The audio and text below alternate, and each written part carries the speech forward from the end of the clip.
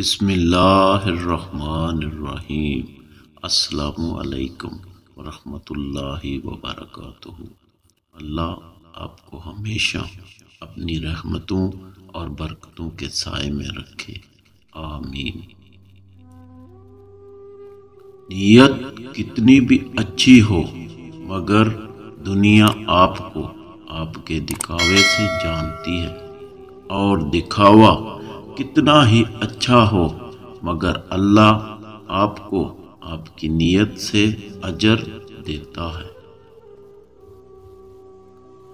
یقین مضبوط ہو تو اللہ کا ہر فیصلہ سکون دیتا ہے۔ حال پوچھ لینے سے حال ٹھیک نہیں ہو جاتا، بس ایک تسلی سی ہو جاتی ہے کہ اس دنیا کی بھیڑ میں کوئی اپنا بھی ہے۔ مشکلات آتی ہیں اور چلی جاتی ہیں، دیکھنا یہ ہوتا ہے کہ کون کس حد تک ساتھ نبھاتا ہے اور کون چھوڑ کر چلا جاتا ہے۔ برداشت بزدلی نہیں بلکہ زندگی کا ایک اہم اصول ہے۔ جس میں قوت برداشت ہو وہ کبھی ہار نہیں سکتا۔ تم تھک مت جانا، اللہ تمہاری برداشت کی طاقت کو نہیں آزماتا، وہ تمہارے ایمان کا امتحان لیتا ہے اور انہی کا لیتا ہے جن کو اپنا دوست بنانا چاہتا ہے۔ اللہ کو تمہاری برداشت کی حد معلوم ہے، اور اللہ کبھی تمہیں اس حد سے زیادہ غم نہیں دے گا۔ تمہیں لگتا ہے اب ہم تھک گئے ہیں، مگر تھکتا تمہارا ایمان نہیں، بس حوصلہ گھبرا جاتا ہے۔ جب اللہ کن کہتا ہے تو ناممکن ممکن بن جاتا ہے، اور دعائیں مقدر پہ بھاری پڑ جاتی ہیں۔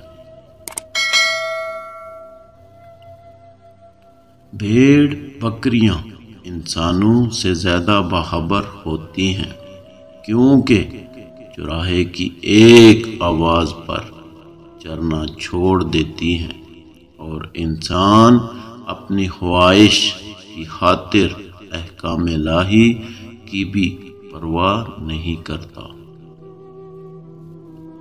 رشتے اور راستے تب ختم ہونا شروع ہو جاتے ہیں جب پاؤں نہیں دل تھک جاتے ہیں۔ پیٹھ پیچھے آپ کی بات چلی تو گھبرانا مت، کیونکہ بات انہی کی ہوتی ہے جن میں کوئی بات ہوتی ہے۔ منزل سے آگے بڑھ، نئی منزل تلاش کر، دریا تجھے ملے تو سمندر تلاش کر۔ ہر شیشہ ٹوٹ جاتا ہے پتھر کی چوٹ سے، پتھر ہی ٹوٹ جائے وہ شیشہ تلاش کر۔ سجدوں سے تیری کیا ہو، صدیاں گزر گئیں، دنیا تیری بدل دے وہ سجدہ تلاش کر۔ ہر شخص جل رہا ہے عداوت کی آگ میں، جو آگ کو بجھا دے وہ پانی تلاش کر۔ کر دے سوار اونٹ پہ اپنے غلام کو، پیدل ہی خود چلے جو وہ آقا تلاش کر۔ مولا علی فرماتے ہیں، زندگی میں قسم، قدم اور قلم بہت سوچ سمجھ کر اٹھانا چاہیے۔ الفاظ ہی سب کچھ ہوتے ہیں، دل جیت بھی لیتے ہیں اور دل چیر بھی دیتے ہیں۔ انصاف کرو ورنہ یاد رکھنا، حضرت صالح علیہ السلام کی اونٹنی کے قاتل صرف 4 لوگ تھے، مگر غرق پوری قوم ہو گئی، کیونکہ باقیوں کا جرم صرف خاموش رہنا تھا۔ حضرت علی۔ شکریہ، خدا حافظ۔